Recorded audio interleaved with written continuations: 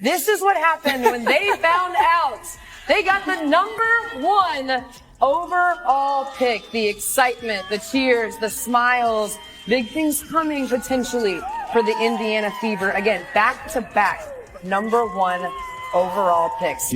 Indiana has been building and improving for 2 straight seasons now and found themselves in the playoffs in 2024, thrilling fans along the way. This was in large part due to the presence of young superstar Caitlin Clark, but also because they led one of the biggest turnarounds in the league this past. The Fever have the brightest young star in basketball and are chasing a new goal. Because of that, Indiana must make moves. They need upgrades if they plan on being a true title contender, but there is a bittersweet nature to becoming a better team. Not all the fan-favorite players will be back next season, however, as other organizations around the league look to pluck branches from your tree in attempts to improve themselves. So here is a look at who will and should be gone before the start of the 2025 campaign. She goes on Kelsey Mitchell. The Indiana Fever have made it no secret that their top priority in free agency is the 2-time All-Star Kelsey Mitchell.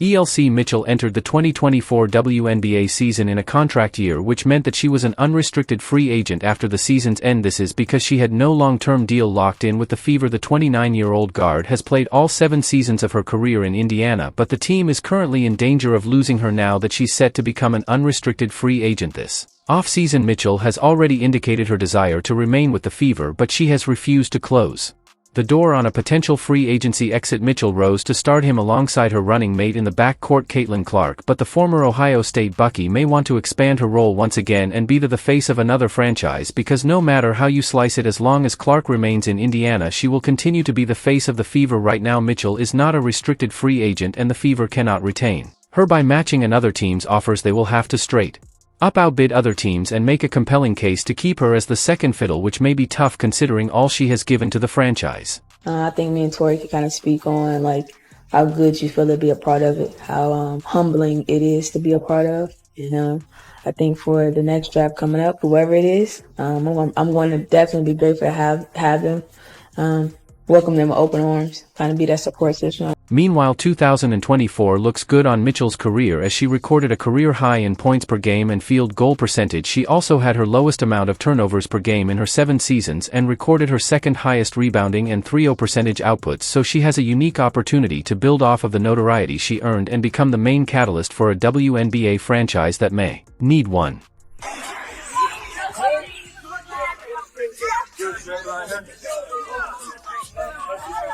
How you doing?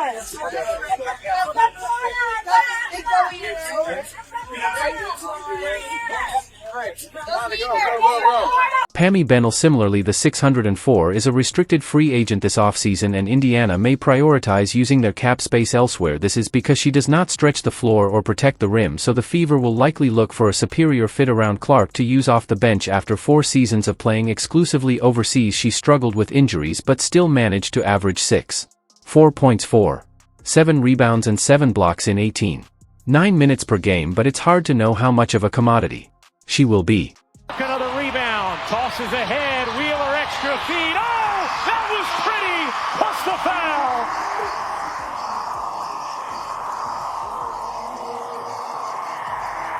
Defense on one end where Leah Boston came over to help, and then just a beautiful. She played 3 seasons for the Lynx from 2017 to 2019 before joining the Fever this year. Bentley will have options, and the Fever have the right to match any offer she receives in the WNBA. Expect her to find a new home this offseason as Indiana looks to use their cap space elsewhere. Bentley had a bit of a resurgence in 2024 as she did not appear in a WNBA game at any point during the prior 4 seasons. She did, however, play the most minutes per game in her career and as a result had her best statistical outputs across the 5 major categories in her career. Clip 6. That with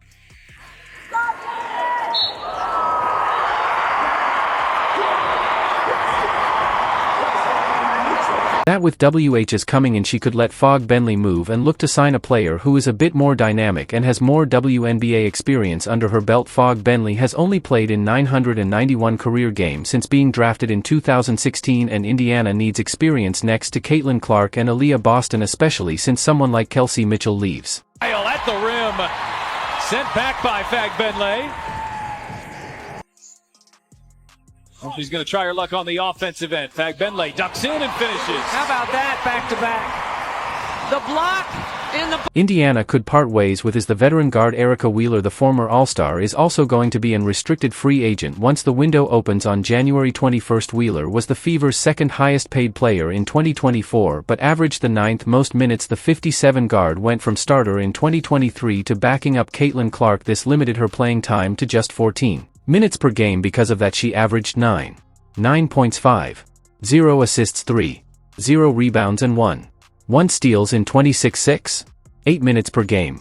In 2023 as their starter, this was recorded as her worst statistical output since her 2015 rookie season. Right now Fever fans have been wanting to know if the rumors about her potential exit are true, but the news comes as not shocking considering the fact that she has been a bit of a traveler in her 10-year WNBA career, so it should not surprise anyone to see her on the move once again. The 33-year-old hopes to land significantly more than Indiana is willing to pay. She expects the franchise to move on and use that cap space on a better fit next to their 22-year-old superstar. Fagbenle able to get in and get the basket off the end. Phenomenal answer and question by Mike Tebow and Holly Rowe. Clear that Wheeler is not ready to commit her future with the Fever just yet. Wheeler is coming off the second season of her second stint in Indiana after suiting up for the Fever between 2-0-1-6-1 and the 5 feet 7 inches guard averaged 6 points, 4 rebounds and 8 assists in 14.0 minutes per contest last season. The 33-year-old could be on the brink of retirement, or she could try to squeeze a year or two more out of her up-and-down career. A letter from the same author. Regardless, with the changing of the guard in Indiana, it is unlikely that a veteran player like this retains a roster spot. Another team may want a veteran presence to coach some of the younger players from the side, but the Fever need a veteran impact on the court, especially someone who can bring it on the defensive side of the ball. Wheeler's best days are behind her, and despite her solid contributions a season ago, she could be on the way out this offseason.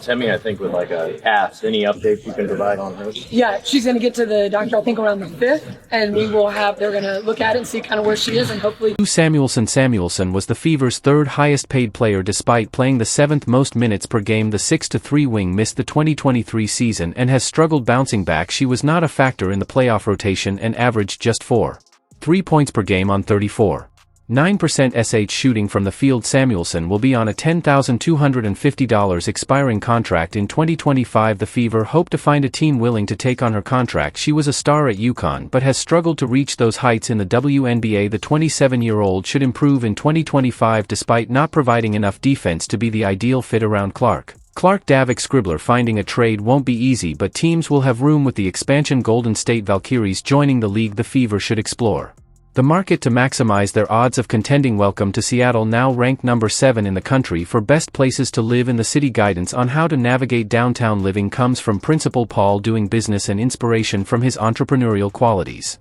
Clip 10. They worked on it. It's about all they worked on, I think, the last couple of days. Oh, how about a banker for Wheeler, way outside. 111 guard played a 20-minute per aim role for the Fever in 2023 and shined as a floor space. Clip 11. Indiana wanted that shooting next to Clark, but Wallace's defense was too problematic. The 28-year-old is set to make $8,823 on an expiring contract in 2025. Does some team view Wallace as a rotation piece? Every franchise wants shooting, and one may gamble she can bounce back in a fresh environment. How? We don't condone any of those things. For the more you know, eyes been on us since C got drafted. So for us, our ears been blocked out longer than most people, if that make any sense. So, like I've said a comment before, like, it's a lot of things that try to come in this building and to pull us apart that we just didn't let. However, we probably got it too. We just don't care about it, because what's important is this organization and us winning games, and that's what we did. So, but for the most part, we don't condone that. I don't care. Indiana has been building and improving for 2 straight seasons now and found themselves in the playoffs in 2024, thrilling fans along the way. This was in large part due to the presence of young superstar Caitlin Clark, but also because they led one of the biggest turnarounds in the league this past. The Fever have the brightest young star in basketball and are chasing a new goal. Because of that, Indiana must make moves. They need upgrades if they plan on being a true title contender, but their is a bittersweet nature to becoming a better team. Not all the fan-favorite players will be back next season, however, as other organizations around the league look to pluck branches from your tree in attempts to improve themselves. So here is a look at who will and should be gone before the start of the 2025 campaign. She goes on Kelsey Mitchell. The Indiana Fever have made it no secret that their top priority in free agency is the two-time All-Star Kelsey Mitchell. At the rim, sent back by Fagbenle. Well, she's going to try her luck on the offensive end. Fagbenle ducks in and finishes. How about that back-to-back? The block in the